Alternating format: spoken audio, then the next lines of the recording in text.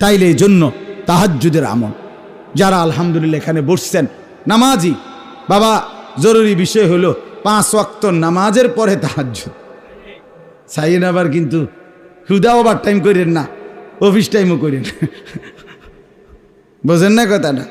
4টার পরে over time করে সে, আগে 8টা থেকে 4টা অফিস টাইম করে যে নাকি? হ্যাঁ, ওই শবে বরাতের নামাজের মতো এটা বানাইয়েন না। আমার দেশে তো 3-4 দিন আগের থেকে কয় হুজুর নামাজটা কোন দিন, ডাকাইতে কয় নামাজ কোন দিন বলে। তুই বেটা ডাকাইতে না বেটা, তুই বেটা কি নামাজ কোন দিন বেটা?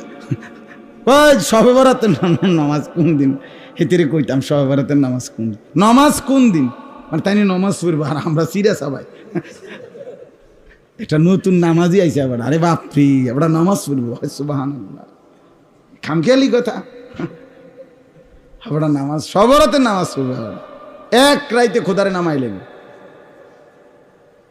এটা তো নফল আমল, তো নফল তো সে করে, ওভার টাইম অতিরিক্ত তো সে করে, ফরজ জিম্মাদারি যে কি করে।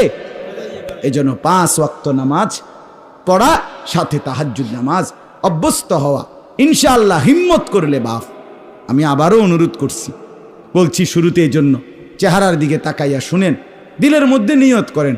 আরে কয় কিরে হুজুর, সবাই পারলে আমি পারতাম না কেন? পারবো না কেন? আমি ভালো হব না কেন? আমি জীবনটা নষ্ট করব কেন? কেন বরবাদ করে দিব? কেন নষ্ট করে দেব? আরে ভাইয়া কি লাভ? পরের নারী দেখে লাভ কি? অশ্লীল ছবি দেখে লাভ কি? কোন শখটা মিটছে কোন দিন?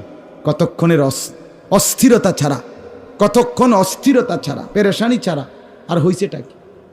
এই টেলিভিশন, এই নাটক, সিনেমা, এই নাজায়েজ ছবি, মোবাইলের অস্থির দৃশ্য দেখে খুব বেশি আমরা কি পাইলাম? কিচ্ছু লাভ হয় না, শুধুই কেবল অস্থিরতা বাড়ে, শারীরিক সক্ষমতা কমে, যৌন চাহিদা, যৌন